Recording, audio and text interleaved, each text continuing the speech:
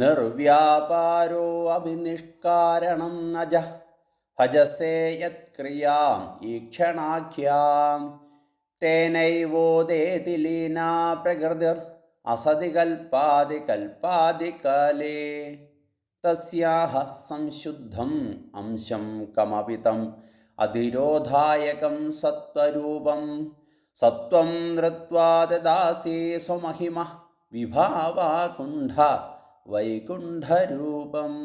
ആചാര്യൻ ഇവിടെ നിർഗുണബ്രഹ്മം സഗുണബ്രഹ്മമായി പരിണമിക്കുന്നതിനെ ബോധിപ്പിക്കുന്നു.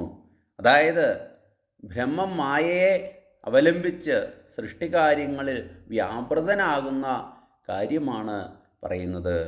ഹേ ഭഗവാൻ, അങ്ങ് നിർവ്യാപാരനാണെങ്കിലും യാതൊരു കാരണവും കൂടാതെ അജനായി ക്രിയ ചെയ്യുന്നതായി കാണുന്നു.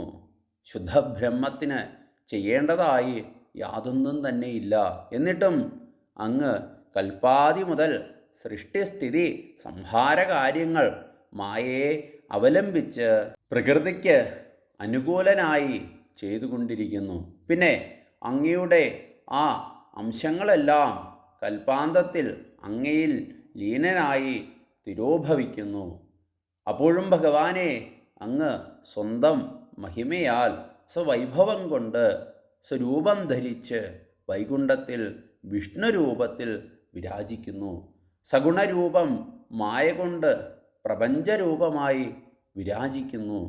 തൻ്റെ ഒരു ചെറിയ അംശം കൊണ്ടാണ് പ്രപഞ്ചകാര്യം ചെയ്യുന്നതെന്നും ഭഗവാൻ ഗീതയിൽ പറയുന്നുണ്ട്. ആ വാക്യം നമുക്കൊന്ന് കേൾക്കാം. വിഷ്ടഭ്യാഹമിതം കൃത്സമേകാം ശേനസ്ഥിതോ ജഗത് എന്നാണ്. ബ്രഹ്മാണ്ട കോടികൾ കളിയാടുന്ന ഈ ലോകം മുഴുവൻ നിലനിർത്തിപ്പോരുന്നത് എൻ്റെ ഒരു ചെറു ഭാഗം കൊണ്ട് മാത്രമാണ് എന്ന് ഭഗവാൻ പറയുന്നു. നിഷ്ക്രിയനായ ഭഗവാന് ചെയ്യേണ്ടതായി ഒന്നുമില്ലെങ്കിലും അദ്ദേഹം സദാ പ്രവൃത്തി ചെയ്തുകൊണ്ടിരിക്കുന്നു.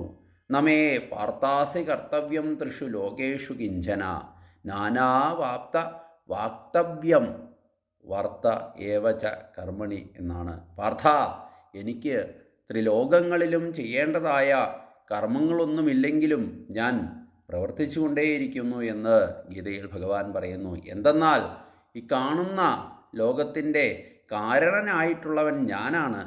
എനിക്കൊന്നിനോടും ഒരു ബന്ധവുമില്ല. എനിക്ക് കിട്ടേണ്ടതായും കിട്ടാത്തതായും ഒന്നുമില്ല. പിന്നെ അജ്ഞാനികളായ ജനങ്ങൾക്ക് വേണ്ടി, അവരുടെ ശ്രേയസ്സിന് വേണ്ടി ഞാൻ കർമ്മം ചെയ്യുന്നു. ഞാൻ കർമ്മം ചെയ്യാതിരുന്നാൽ എന്നെ ആശ്രയിക്കുന്ന ലോകം കർമ്മം ചെയ്യാതെ അകർമ്മണ്യരായി അലസരായി തീരും.